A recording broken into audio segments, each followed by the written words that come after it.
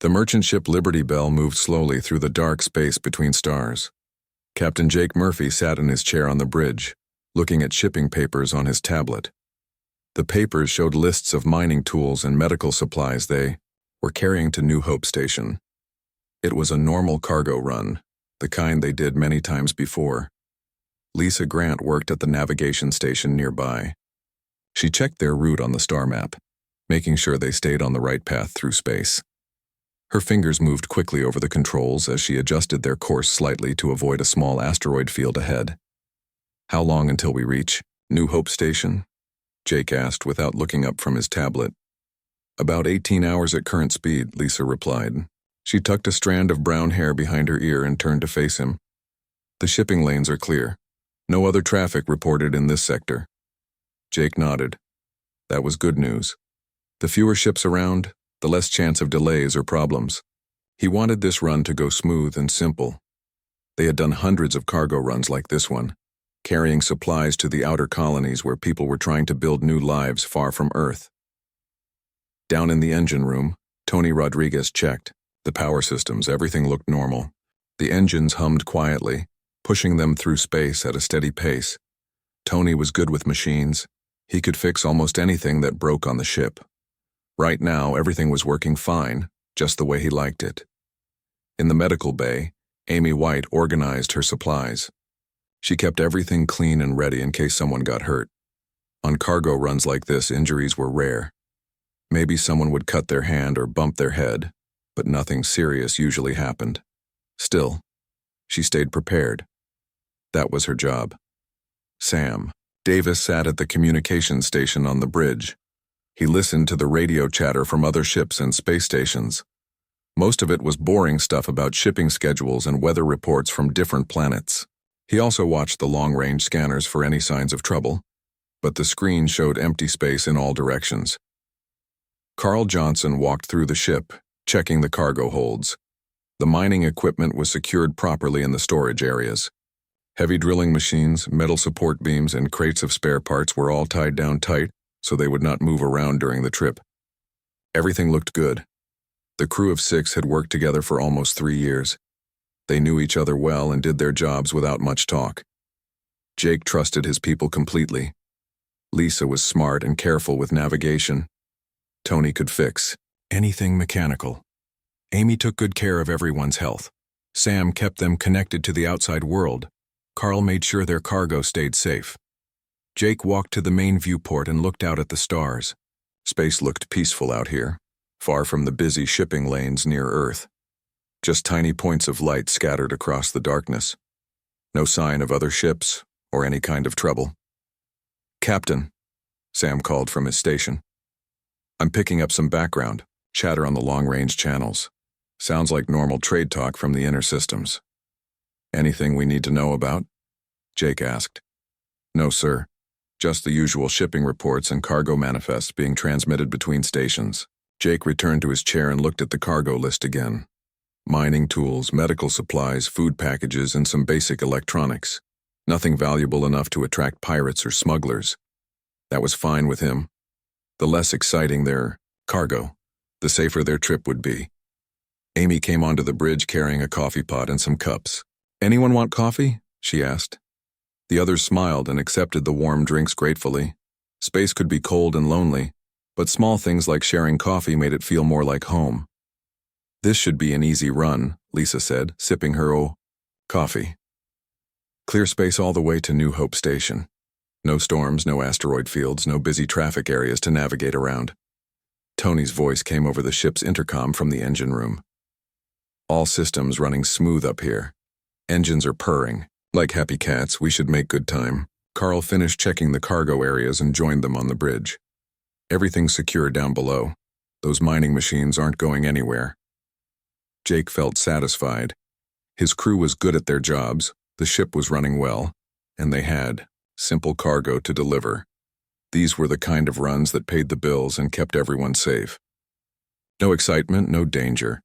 Just honest work moving supplies from one place to another. The Liberty Bell continued through space, looking like any other small cargo ship making its way between the stars. Her hull was painted in plain gray colors, with simple identification numbers on the sides. Nothing about her appearance suggested she was anything other than a basic merchant vessel carrying ordinary supplies. Inside the ship, the crew went about their daily routines. Jake reviewed their delivery schedule and checked messages from their shipping company. Lisa monitored their course and watched for any navigation hazards. Tony kept the engines running smooth. Amy maintained her medical equipment. Sam listened to radio traffic and watched the scanners. Carl made sure the cargo stayed properly secured. None of them talked about anything unusual. They acted like a normal merchant crew on a routine supply run. But sometimes, Jake caught one of them looking at him with a slight smile as if they shared a secret joke. When that happened, the person would quickly return to their work, acting busy and professional. The Liberty Belle moved quietly through the darkness, carrying her cargo toward New Hope Station. To anyone watching from far away, she looked like just another peaceful merchant ship, causing no trouble and bothering no one. But appearances can be deceiving in the vast emptiness of space. Sam Davis was watching his scanner screens when 3 large blips suddenly appeared on the display. His coffee cup froze halfway to his mouth as he stared at the readings. The ships had just dropped out of hyperspace directly in front of them. "Captain," Sam called out, his voice tight with worry. "We have company. 3 ships just appeared on our sensors. They're big ones." Jake Murphy rushed to look at the scanner display. The 3 ships were moving fast toward them, forming a triangle pattern around the Liberty Belle.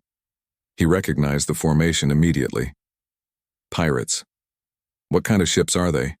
Jake asked, though he already suspected the answer. "Unknown design," Sam replied, adjusting his controls to get a better reading. "But they're definitely not human ships. The engine signatures are all wrong." Lisa Grant quickly checked their position on the navigation charts. They were in empty space, far from any patrol routes or space stations that could help them. No place to run or hide. "Should I try to contact them?" Sam asked. Before Jake could answer, the communications panel lit up with an incoming signal. A harsh alien voice filled the bridge, speaking in broken human language. "Human cargo ship, you will stop your engines now. We are the Kethavar raiding fleet. You are surrounded. Do not try to escape or we will destroy you." On the main screen, an alien face appeared. It had gray skin, yellow eyes, and sharp teeth. Scars covered one side of its face and metal implants replaced part of its skull. This was War Captain Zexthol, leader of the raiding fleet. "I am Captain Murphy of the merchant vessel Liberty." "Belle?" Jake said, trying to keep his voice steady. "We're just carrying supplies to the outer colonies. We don't want any trouble." Zexthol laughed, a sound like grinding metal. "Trouble has found you, human. Your ship and cargo now belong to the Kethavar. Your crew will be sold as slaves. If you surrender now, we will not kill you immediately." Jake felt his hands start to shake. He looked around at his crew with wide, frightened eyes. "What do you want from us? We don't have anything valuable." "That is for us to decide," the alien captain replied. "Power down your engines and prepare to be boarded. Any resistance will result in death." The 3 alien ships moved closer, surrounding the Liberty Belle completely. Energy weapons on their hulls began to glow with deadly light. "Do what he says," Jake told Lisa in a shaky voice. "Cut the engines." Lisa's fingers trembled as she shut down the main engines. The Liberty Belle slowed to a stop, floating helplessly in space between the 3 Predator ships. Tony's voice came over the intercom from the engine room. He sounded scared. "Captain, they hit us with some kind of ion beam. My engines are completely dead. I can't restart them." "What are we going to do?" Amy asked, her face pale with fear. She gripped the medical kit in her hands like it could protect her. Jake stood up from his captain's chair, his legs unsteady. "Everyone stay calm. Maybe if we cooperate, they'll let us live." Carl Johnson appeared on the bridge, breathing hard like he had been running. "Captain, I was checking the cargo when I felt the ship stop. What's happening?" "Pirates," Jake said. Simply, "Alien pirates, they're going to board us." Carl's face went white. He was the ship's security chief, but he was just one man with a basic stunner weapon. Against 3 ships full of alien raiders, he could do nothing. On the communication screen, Zexthol was giving orders to his crew in their alien language. Then he turned back to address the humans. "We are sending boarding parties now. Gather your crew in the main cargo bay. Keep your hands visible. Anyone found hiding will be shot." Jake nodded quickly. "We understand. We'll cooperate." The alien captain cut the communication link. A few minutes later, they heard strange sounds coming from the hull. The pirates were cutting their way into the ship. "Everyone to the cargo bay," Jake ordered. "Do exactly what they say. Don't give them any reason to hurt us." The crew moved through the ship's corridors toward the cargo bay. Amy walked close to Tony, who was limping slightly and holding his arm. "Are you hurt?" she asked quietly. "I think I pulled something when the ship stopped so suddenly," Tony replied. "It's not too bad." They reached the cargo bay where all their mining equipment was stored. The drilling machines and metal beams looked huge in the artificial light. Shipping containers were stacked along the walls, creating narrow spaces between them. "Stay together," Jake whispered to his crew. "Let me do the talking." They heard the sound of cutting tools working on the outer airlock. Sparks flew as the aliens burned through the metal door. Soon, armed figures in strange armor came through the opening. The HFY pirates were tall and thin, with gray skin and yellow eyes like their captain. They carried energy weapons that hummed with power. Their armor was black metal with glowing red lights. More pirates poured into the cargo bay, spreading out to search the ship. They moved confidently, like they had done this many times before. To them, this was just another easy capture of weak humans. The lead pirate pointed his weapon at Jake. "You are the captain?" "Yes," Jake replied, raising his hands. "Please don't hurt my crew. We'll give you whatever you want." "Good," the pirate said. "Humans who cooperate live longer." The aliens began examining the mining equipment and shipping containers. They seemed pleased with what they found. One of them spoke into a communication device, probably reporting back to their ships. Amy helped Tony sit down behind one of the shipping containers. He was breathing hard and still holding his injured arm. She opened her medical kit and began checking his injury. "It's just a strain," she whispered. "You'll be fine." More pirates entered the cargo bay. Soon there were at least 20 armed aliens searching through their ship. Jake watched them with frightened eyes, wondering what would happen to his crew. The pirates had made a big mistake, but they did not know it yet. They thought they had captured another helpless merchant ship with weak human crew members. They had no idea what was really waiting for them inside the Liberty Bell. But Jake Murphy and his crew were very good at acting scared. They had practiced this many times before. The HFY pirates spread through the Liberty Bell like they owned it. They laughed and joked with each other in their harsh alien language. To them, this was just another easy victory over weak humans. Jake Murphy stood with his hands raised, watching the aliens search through their cargo. His face showed fear, but his eyes were alert. He was counting the pirates and noting where each one positioned himself in the cargo bay. 23 aliens had boarded so far. More were probably still on their ships. Jake needed to wait for the right moment when most of the boarding party was inside his vessel. One of the pirates kicked over a crate of medical supplies. Pills and bandages scattered across the floor. "Worthless human junk," the alien said in broken English. "Please," Jake said in a shaky voice. "Those supplies are for sick people on New Hope Station. They need those medicines." The pirate laughed and kicked more supplies around the floor. "The sick ones can die. We do not care about human weakness." Amy White moved forward like she wanted to gather up the scattered medicines. The pirate pointed his weapon at her. "Stay back, female. Touch nothing." Amy stepped back quickly, her hands shaking. But Jake noticed she had moved closer to one of the large shipping containers. Good. Everyone was getting into position. Tony. Rodriguez sat behind another container, still holding his hurt arm. One of the pirates had looked at him and decided he was not a threat. The alien had moved on to search other parts of the ship. Carl Johnson stood near the wall, trying to look small and afraid.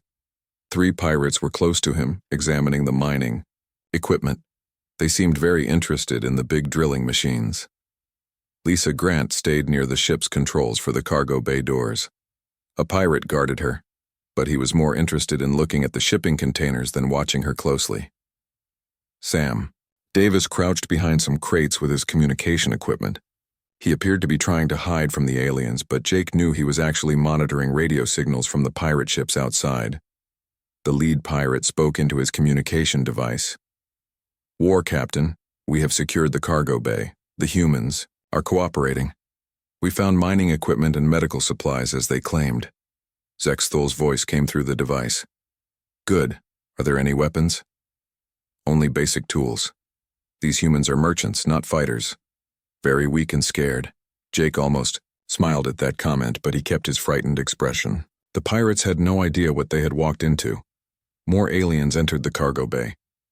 Jake counted 31 now. Perfect. Most of the boarding party was inside his ship. "Search the entire vessel," the lead pirate ordered. "Find anything valuable. Check for hidden compartments." Several pirates left the cargo bay to search other parts of the ship. Jake watched them go. Soon they would discover that the Liberty Bell had some very interesting secrets. One of the aliens kicked Tony in the leg. "You injured human. What is wrong with your arm?" "I heard it when the ship stopped," Tony said weakly. "Please, I need medical help." The pirate laughed. "Weak humans break so easily. You will not survive long as a slave." Amy started to move toward Tony again. "Let me help him. I'm a doctor." "I said stay back," the pirate shouted, raising his weapon. That was when Jake decided the time had come. He looked directly at Amy and gave a small nod of his head. Then he touched his ear briefly with one finger. Amy saw the signal. She suddenly stopped acting scared and stood up straight. Her shaking hands became steady and sure. She was not a frightened merchant anymore. "You know what?" Amy said to the pirate in a calm, cold voice. "I really don't think you're in charge. Here." The pirate stared at her in confusion. "What did you say, human female?" Jake touched his ear again, this time holding his finger there for 2 seconds. It looked like he was nervous, but it was actually a coded signal. All around the cargo bay, things began to change. The large shipping containers suddenly started moving. Their sides slid away to reveal they were not containers at all. Inside each one was a powerful weapon system with multiple barrels that began to rotate and glow with energy. The mining equipment also transformed. What had looked like drilling, machines folded open to show missile launchers and energy cannons. The metal support beams slid apart to become gun turrets that rose from the floor. The walls of the cargo bay opened up to reveal hidden weapon compartments. Dozens of automated guns emerged and turned toward the confused pirates. Red targeting lights appeared on every alien in the room. The pirates suddenly realized they were surrounded by enough firepower to destroy a battleship. "What is this?" The lead pirate screamed in his alien language. Jake Murphy straightened up and his frightened expression disappeared completely. When he spoke again, his voice was strong and commanding. "This is Commander Jake Murphy of the United Colonial Ship Retribution. You are now prisoners of the Colonial Defense Force." Lisa Grant's fingers flew over her control panel. Hidden shield generators activated throughout the ship. The cargo bay doors sealed shut, trapping the pirates inside. Carl Johnson was no longer a scared security guard. He pulled a military assault rifle from a hidden compartment in the wall and aimed it at the nearest group of aliens. "Colonial Marines, engage." More human soldiers appeared from concealed positions all around the cargo bay. They wore full combat armor and carried advanced weapons. The merchant crew had been elite special operations personnel in disguise. Tony Rodriguez stopped pretending his arm was hurt. He activated a control panel that had been hidden inside his medical kit. "All weapon systems online, Commander. We have full power." The pirates tried to raise their weapons, but the targeting systems were already locked onto them. Red laser dots covered their bodies from dozens of different angles. "Drop your weapons now," Commander Murphy ordered. "You have 5 seconds to surrender or we will open fire." Some of the aliens tried to fight anyway. They lasted exactly 3 seconds. The automated defense systems fired with perfect accuracy. The pirates who had tried to resist fell to the floor, their weapons destroyed and their armor smoking. The others dropped their guns immediately. "Secure the prisoners," Murphy commanded. His Marines moved quickly to tie up the surviving aliens. Sam Davis was no longer hiding behind crates. He was using military communication equipment to contact the pirate ships outside. Unknown alien vessels, this is the UCS Retribution. Your boarding parties have been captured. Surrender immediately or be destroyed. The Kethvar had walked into a trap that had been months in the planning. The Liberty Bell was a Q ship, a heavily armed warship disguised as a harmless merchant vessel. Her mission was to hunt down pirate fleets that had been attacking human colonies. Commander Murphy looked at the captured aliens with cold satisfaction. You picked the wrong ship, and now, you're going to pay the price. The remaining Kethvar pirates who had spread through the ship to search other areas soon discovered they were in serious trouble. What they thought was a simple merchant vessel had become a deadly maze designed to trap and eliminate intruders. Indefinity Antiata, the engine room. Two pirates had been examining the power systems when the walls suddenly came alive. Hidden panels slid open, and mechanical arms reached out to grab them. The arms were strong enough to crush metal, and the aliens found themselves pinned against the wall, unable to move. Tony Rodriguez appeared from behind a control panel, no longer acting hurt or scared. He carried a plasma torch that could cut through alien armor like paper. You wanted to see human engineering? Tony said calmly. Let me show you how we build things. He activated controls that turned the engine room into a trap. The floor became electrified with just enough power to stun the aliens but not kill them. Pipes began spraying knockout gas into the air. The pirates collapsed within seconds. In the ship's corridors, 3 more aliens were hunting for the crew quarters when the lights went out. Emergency lighting came on, but it was red and flashing, making it hard to see clearly. Carl Johnson's voice echoed through the hallway from hidden speakers. Welcome to our ship, boys. Hope you enjoy your stay. The corridor walls began moving, closing in on the pirates. What had seemed like a normal hallway was actually a giant trap that could crush anyone inside it. The aliens tried to run, but doors slammed shut at both ends, trapping them. Humans are weak, one of the pirates said in his language, trying to sound brave. Really? Carl's voice replied in perfect Kethvar language. Then why are you the ones who are trapped? The aliens were shocked to hear a human speaking their language fluently. They had no idea that colonial special forces learned to speak the languages of every known hostile species. Gas began filling the corridor, and the pirates fell unconscious before they could figure out how to escape. Up on the bridge, Sam Davis was having fun with the pirates' communication systems. He had taken control of their radio frequencies and was broadcasting messages to the 3 Kethvar ships waiting outside. Attention Kethvar vessels, Sam said in their language. Your boarding parties are being eliminated one by one. Would you like to hear what's happening to them? He played recordings of the fights happening inside the ship. The aliens outside could hear their crew members screaming in fear and confusion as they fell into trap after trap. Impossible, came War Captain Zexthol's voice over the radio. Humans are not capable of this. Oh, we're capable of much more than this, Sam replied cheerfully. We're just getting started. In the medical bay, Amy White was no longer pretending to be a simple ship's doctor. She was actually a combat medic with years of experience fighting alien pirates. 2 Kethvar had broken into her medical area looking for valuable drugs to steal. Instead of drugs, they found medical equipment that had been modified into weapons. Amy had turned surgical lasers into guns and medical scanners into devices that could overload alien nervous systems. You know, Amy said, as she pointed a modified medical scanner at the pirates. I took an oath to do no harm. But that only applies to people who aren't trying to kill my friends. She activated the scanner.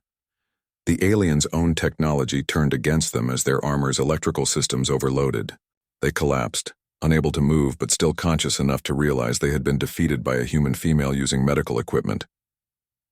Back in the cargo bay, Commander Murphy was interrogating the captured pirates. The aliens who had seemed so confident and dangerous just minutes before now looked small and defeated. How many ships do you have in your fleet? Murphy asked the lead pirate. The alien remained silent, trying to look defiant. Lisa Grant walked over with a small device in her hand. Commander, this is a Kethvar neural interface.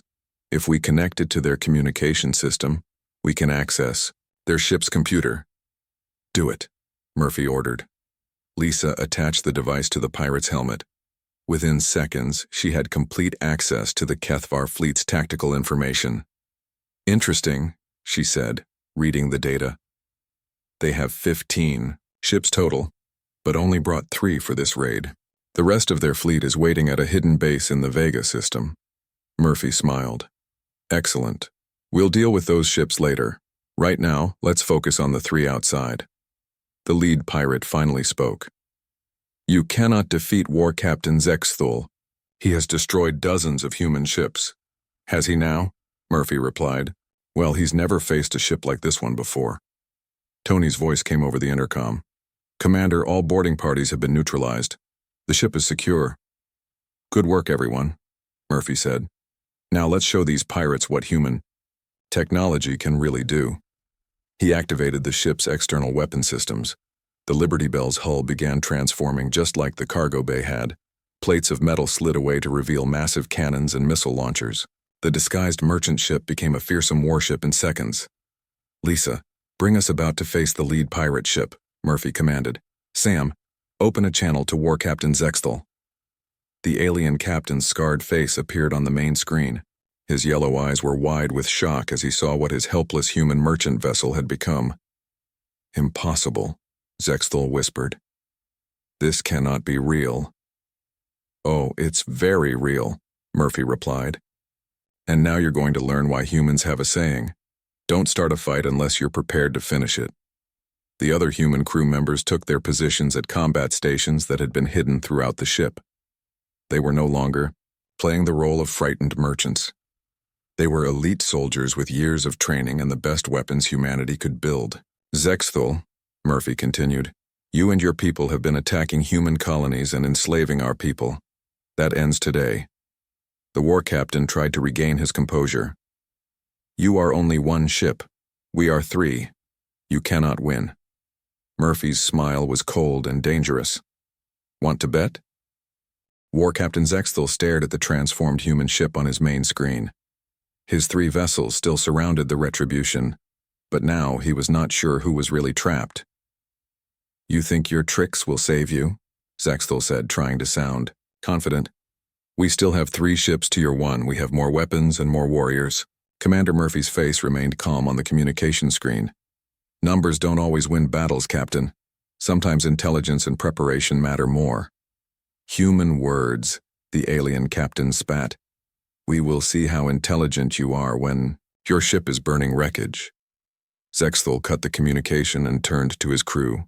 All ships, attack formation. Destroy the human vessel. Show no mercy.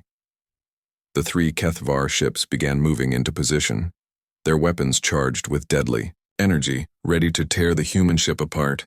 To Zexthul, this was still a simple matter of superior firepower overwhelming a single enemy. On the Retribution's bridge, Murphy watched the alien ships approach. Lisa, bring up the tactical display. Tony, are all our systems ready?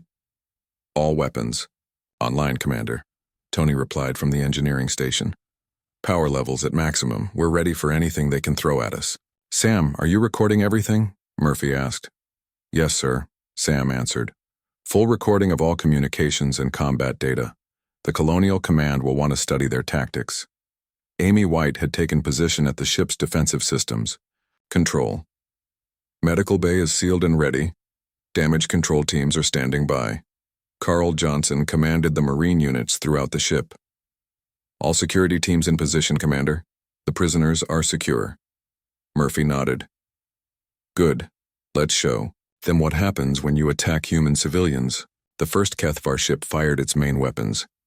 Bright energy beams shot across space toward the Retribution, but instead of hitting their target, the beam struck an invisible barrier and scattered harmlessly in all directions. Impossible, Zexthul screamed. Nothing can stop our plasma cannons. Lisa Grant smiled at her control station. Deflector shields at full power, Commander.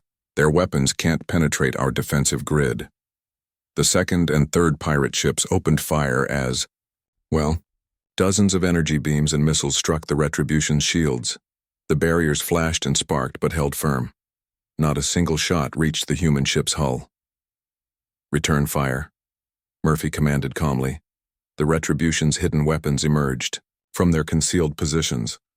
Cannon turrets rose from what had looked like cargo containers.